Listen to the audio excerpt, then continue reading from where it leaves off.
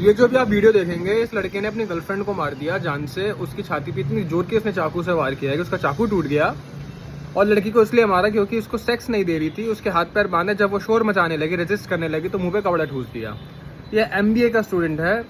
और आप ना इसके चेहरे पे इतने से भी अफसोस नहीं देखोगे, थोड़ा सा भी डर नहीं देखोगे। और उल्टा ये रिपोर्टर्स को और कह रहा है कि सबको देख लूंगा, सबको देखा जाएगा बाद में। ये साइको। इस इंसान ने मारा तो मारा, लेकिन उसकी डेड बॉडी पे ना भाई साहब इसने लास्ट में सूसू भी किया। ये अच्छे को सबको कारण बताऊंगा, अच्छे से क्या बताएगा बताऊंगा। चलो तो अब समझते हैं भाई ऐसा बिहेवियर क्यों होता है, ऐसा साइकोपैथ मतलब ये क्या है। साइकोपैथ एक तरह का पर्सनालिटी डिसऑर्डर है।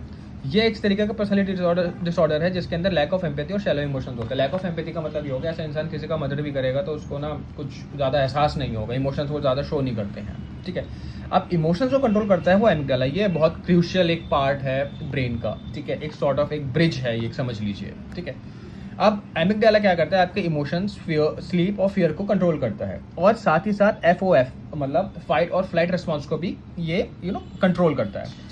अब ये जो चीज़ है OFC का मतलब है ऑर्बिटोफ्रंटल कॉर्टेक्स। अब ये समझ लो जैसे ये आपका, बहुत गंदी वैसे मेरी वो है ड्राइंग, तो थोड़ा सा मैनेज करना।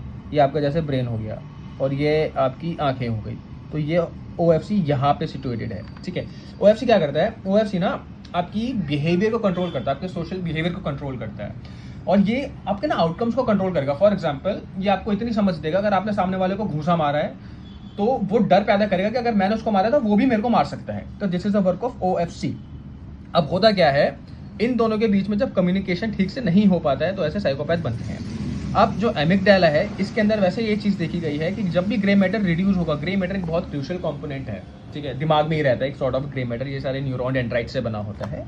ठीक है, ये क्या करता है, प्रोसेस करता है इन्फॉर्मेशन को और मूवमेंट को कंट्रोल करता है। अब जब इन्फॉर्मेशन ही ठीक से नहीं पहुंचेगी, जब इस चीज़ का ग्रे मैटर ही रिड्यूस हो जाएगा, ठीक से कम्युनिकेट नहीं होगा, तो इंसान को ये चीज़ समझ में नहीं आएगी। और ये चीज़ होती है कि जब आप ठीक से प्रोसेस नहीं कर पाते हो तो ऐसे ही साइकोपैथ बनते हो।